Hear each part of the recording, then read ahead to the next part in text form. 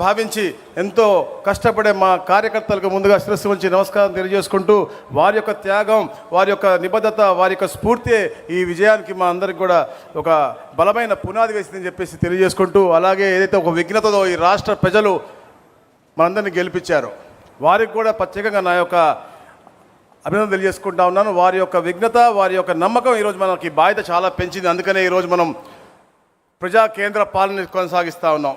అలాగే ఎప్పుడు కూడా బడుగు బలహీన వర్గాల యొక్క అభ్యున్నతి కోసం వారి యొక్క ఆత్మ గౌరవాన్ని పునరుద్ధరించాలని చెప్పి కష్టపడుతూ భావి తరాలకు మంచి జీవితం ఇవ్వాలనే లక్ష్యంతో పనిచేసే మన గౌరవ ముఖ్యమంత్రి గారు చంద్రబాబు నాయుడు గారికి, మన యువ నాయకులు లోకేష్ గారికి, రాష్ట్ర అధ్యక్షులు సోదరులు పల్లా శ్రీనివాస్ గారికి, తెలంగాణ అధ్యక్షులు నరసింహులు గారికి అందరికీ కూడా హృదయపూర్వక నమస్కారాలు తెలియజేసుకుంటున్నారు. మీ భూమి మీ హక్కు ఒక అద్భుతమైన కార్యక్రమం గౌరవ ముఖ్యమంత్రి గారు చేపట్టారు. ఎందుకంటే గౌరవ ముఖ్యమంత్రిగా గతంలో రెవెన్యూ మంత్రిగా పనిచేసినప్పటి నుంచి ఈ రాష్ట్రంలో భూ రికార్డుల పరిస్థితులు, ముఖ్యంగా ఈ ప్రాంతం ఒక మెంటాలిటీ ఉంటే ఇంకో మన అక్కడ ఆంధ్రప్రదేశ్లో అక్కడ ఒక నవాబీ పరిపాలన ఉండేది, అక్కడ ఇంకా ఎక్కువ ప్రాబ్లం ఉండేది. అందుకని ఇక్కడ వచ్చిన తర్వాత 2014 నుంచి 19 ఎన్నో సంస్కరణలు తీసుకొచ్చి ఈ ప్రాంతంలో ఎక్కడ కూడా ఇలాంటి సమస్య ఉండకూడదని చెప్పే లక్ష్యంతో వారి పరిపాలన సాగించారు. కానీ గత పాలకులు ఏదైతే గొడ్డలి పార్టీ అధ్యక్షుడు ఉన్నాడో 2019 వచ్చిన తర్వాత అతనికి భూదాహం, ధనదాహం, రక్తదాహం అన్నీ ఉన్న విషయాలు మీకు తెలిసే. ముఖ్యంగా భూదాహం చూశాడు.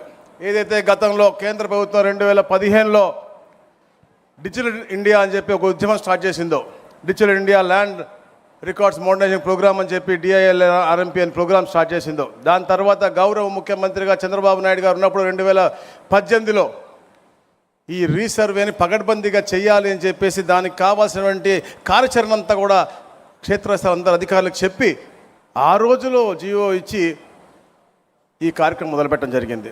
ఈ జగ్గయ్యపేటలో మొట్టమొదటి కార్ స్టేషన్ ఏదైతే కంటిన్యూస్ ఆపరేటింగ్ రిఫరెన్స్ సిస్టమ్ ఉంటుందో అది పెట్టి దానికి 32 కోట్ల రూపాయలు ఇచ్చిన ఘనత ఆ రోజు ముఖ్యమంత్రి గారిది. దానికి సంబంధించిన జీవో కూడా మన దగ్గర. ఎందుకని చెప్తామంటే క్రెడిట్ చోరీ డిజాస్టర్ ఏదైతే ఉందో, ఈ యొక్క ప్రతిపక్ష హోదా లేని ప్రతిపక్ష నాయకుడు గొడ్డలి నాయకుడు అతను ఇది మేము తెచ్చాం, మేము చేసామని చెప్పాడు. అతను ఏం చేశాడు అంటే చీకటి చట్టాలు తీసుకొచ్చాడు. ల్యాండ్ టైటిలింగ్ యాక్ట్ అని ఒకటి తీసుకొచ్చి దాంట్లో TRO అని ఒక మనిషిని పెట్టి అతను ఎవరైనా పెట్టుకునే విధంగా, ఏ అధికారిని కాకుండా అతను జైలు మేట్ అవ్వచ్చు, గ్లాస్ మేట్ అవ్వచ్చు, రూమ్ మేట్ అవ్వచ్చు, అతను ఎవరైనా పెట్టుకుని పేద ప్రజలకైనా ఇబ్బంది వస్తే సివిల్ కోర్టులో కూడా అప్లై చేయకుండా కేవలం హైకోర్టు పోయే విధంగా దాన్ని చీకటి చట్టం తయారు చేసేటువంటి పరిస్థితి. మీ అందరూ కూడా మన నియోజకవర్గాల్లో మనం గట్టిగా చెప్పాం, ల్యాండ్ టైటిలింగ్ యాక్ట్ రద్దు చేస్తామని చెప్పాం. గౌరవ ముఖ్యమంత్రి గారు మొట్టమొదటి రోజునే తొలి సంతకంలో ల్యాండ్ టైటిలింగ్ యాక్ట్ పెట్టి మనందరినీ కూడా దాని నుంచి కాపాడినటువంటి పరిస్థితి.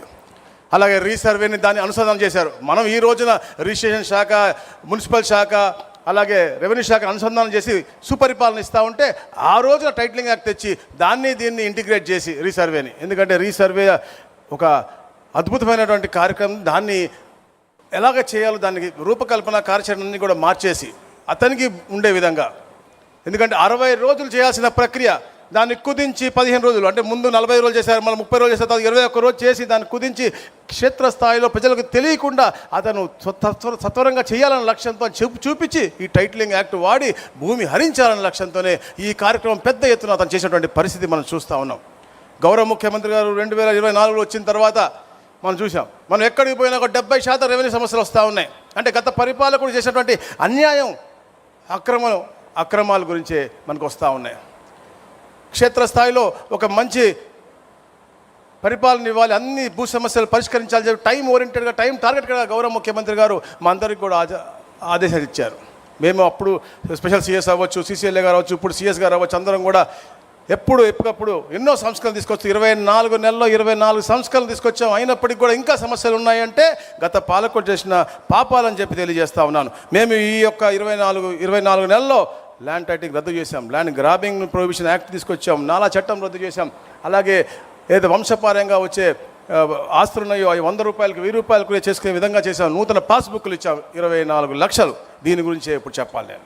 ఎందుకంటే మిత్రులారా, పట్టదారు పాస్బుక్ నేను చెప్పాను, భూమి అంటే సెంటిమెంట్, ఒక ఎమోషన్. మన భూమాత, భూతల్లి అంటాం, దానికి ఒక అటాచ్మెంట్ ఉంటుంది. రైతుకు ముఖ్యంగా భూమాతతో బాగా అటాచ్మెంట్ ఉంటుంది. అలాంటి భూమి రీసర్వే చేసి తప్పుదాలు చేసి అతనికి తెలియకుండానే చేయకుండా అతని కాకుండా అతని ఫోటో మాత్రం చాలా బ్రహ్మాండంగా వేసుకున్నటువంటి పరిస్థితి మనం చూసాం. గత పాలకుడు అంటే ఫోటో పిచ్చి, ప్రచార పిచ్చి.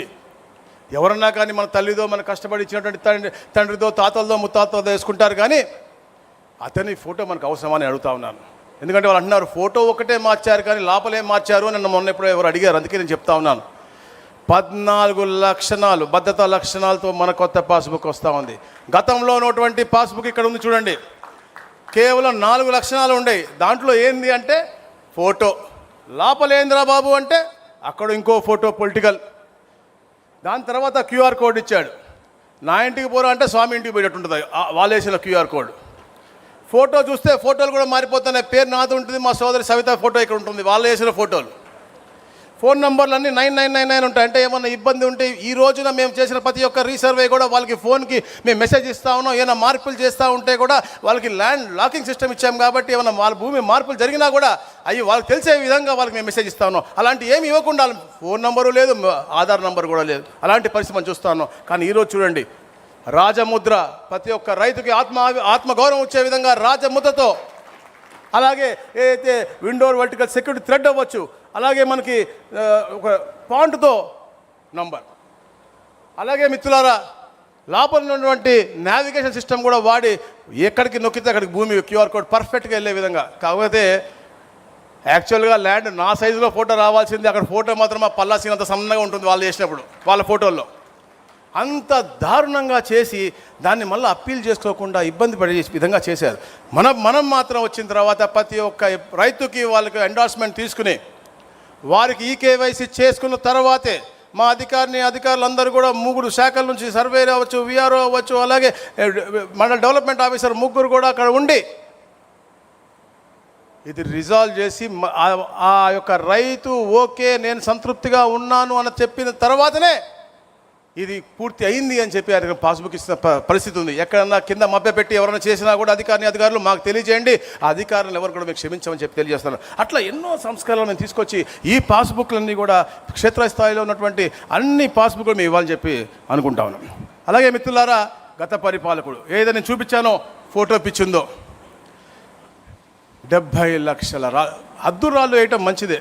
ఎవరికైనా రైతు చేసినప్పుడు నిజంగా నువ్వు నీతిపరంగా నువ్వు వేసి హద్దురాళ్ళు వేస్తే బాగానే ఉండేది. కానీ దాని మీద కూడా దిష్టి బొమ్మలాగా నీ ఫోటో అవసరమా నేను అడుగుతా ఉన్నాను.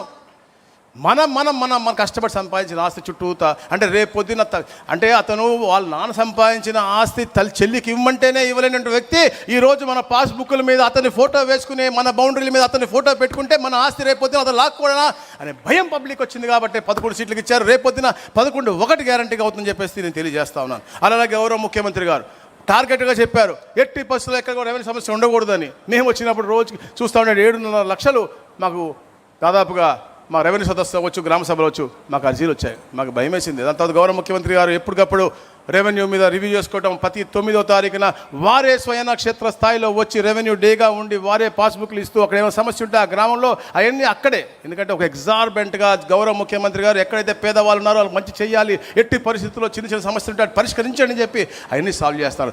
ఆ తరుణంలో కూడా ఆ జర్నీలో కూడా చెప్తా ఉన్నాను నేను, ఎన్నో గొప్ప కార్యక్రమాలు చేస్తాను. తండ్రికి తగ్గ తనయుడుగా లోకేష్ గారు మంగళగిరిని ముందుగా అనుకుని దాని తర్వాత రాష్ట్రమంతగా ఉపయోగపడే విధంగా జియో నంబర్ 30 రూపకల్పన చేశారు. వారు విదేశాల్లో మనకు పెట్టుబడి తేటానికి తిరుగుతూ కూడా అక్కడి నుంచి కూడా మెసేజ్ చేస్తూ ఈ మార్పు చేయండి అని చెప్పి మార్పులు తీసుకొచ్చి ప్రజాహితం కోరి అద్భుతమైన జియో నంబర్ 30 తీసుకొచ్చారు. తద్వారా మన రాష్ట్రంలో విశాఖపట్నం అవ్వచ్చు, విజయవాడలో అవ్వచ్చు, చాలా ప్రాంతాల్లో రెగ్యులేషన్ అవుతూ ఉంది. అలాగే నెల్లూరులో మనం చూసాం, పెన్నా నది పరివాహక ప్రాంతం పక్కన ఏదైతే మనం వాల్ కట్టిన తర్వాత ఏదైతే రెగ్యులేషన్ చేయమని ఎప్పటి నుంచో వాళ్ళు మాట్లాడుతూ ఉన్నారో అది క్యాబినెట్ తీసుకొచ్చి చేశాం. మరి ముఖ్యంగా షెట్టిపల్లి అని ఎప్పటి నుంచో ఉన్నాయి. ఇలాంటి ఇనామ్ ఎస్టేట్ విలేజ్ అయితే అన్సెటిల్డ్ విలేజ్ ఉన్నాయి, అన్నీ కూడా తప్పకుండా ఏదో ఒక సిస్టంలో ల్యాండ్ పూలింగ్ సిస్టంలోనో ఏదో ఒక చేయమని చెప్పేసి అంటే పాజిటివ్ యాటిట్యూడ్ తీసుకోవాలి, ఒక మంచి వాతావరణం తీసుకోవాలని చెప్పే లక్ష్యంతో గౌరవ ముఖ్యమంత్రిగా చెప్తే షెట్టిపల్లి మీద 2018లో జియో ఇస్తే అప్పుడు ప్రయత్నం చేస్తే ఇప్పుడు దాకా అవ్వలేదు. కానీ ఈ ప్రభుత్వం వచ్చిన తర్వాత 14 నెలలు 14 మీటింగులు పెట్టుకుని అందరినీ కూడా ఒప్పించి వాళ్ళందరూ ల్యాండ్ పూలింగ్ సిస్టమ్గా విన్ సిచ్యువేషన్లో వాళ్ళకి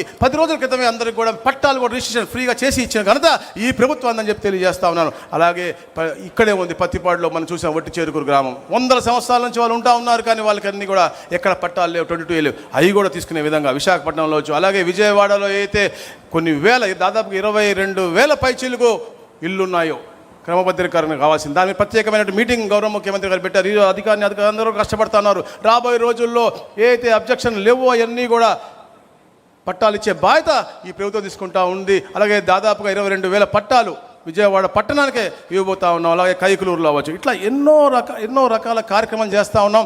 ఇవన్నీ కూడా మీరు కూడా మీ కాన్షియస్ తెలియజేయండి. మరీ ముఖ్యంగా చెప్పేదంటే లార్జర్ ఇంట్రెస్ట్, పేదల కోసం మంచి చేసే విధంగా ఏదన్నా కార్యక్రమం మీరు ఏరియాలో మీ ద్వారా ఈ హైబ్రిడ్ అద్భుతమైనటువంటి కార్యక్రమం 7 లక్షల పైచిలకు మంది లైవ్ చూస్తూ ఉన్నారు. నేను మీ అందరినీ కూడా ఒకటే కొనుక్కుంటా, నాయకులు ముఖ్యంగా మీ ప్రాంతంలో కూడా ఇలాంటిదేదైనా అంటే వ్యక్తిగత సమస్యలు చెప్పకండి. ఎందుకంటే రెవెన్యూలో కూడా ఎన్నో సమస్యలు వ్యక్తిగతంగా మాకు వచ్చి ఇస్తూ ఉంటారు. అవి కాకుండా ప్రజాహితమై ఏదన్నా పెద్ద ఎక్స్టెంట్లో ఉండి గవర్నమెంట్ డెసిషన్ తీసుకోవాలి, పేదలకు మంచి జరుగుతుందంటే తప్పకుండా చాలా పెద్ద హృదయంతో గౌరవ ముఖ్యమంత్రి గారు సెటిల్ చేద్దాము అని చెప్పే మంచి ఆలోచనలో ఉన్నారు. కాబట్టి ప్రజాహితము కోరి మంచి ఈ కార్యక్రమంలో పాలు పంచుకుని మా దృష్టికి తీసుకురావాల్సిందిగా కోరుకుంటూ, ఇంకా చాలా సమస్యలు ఉన్నాయి కానీ అక్కడి నుంచి మా అన్న అసలు ఒప్పుకునేటట్లేడు. అందుకని ప్రత్యేకంగా మళ్ళీ ఏదైనా విషయం ఉంటే మాకు తెలియ కోరుకుంటున్నాను. అదైతే అయిపోయింది సార్, టైం అయిపోయింది. జై తెలుగుదేశం.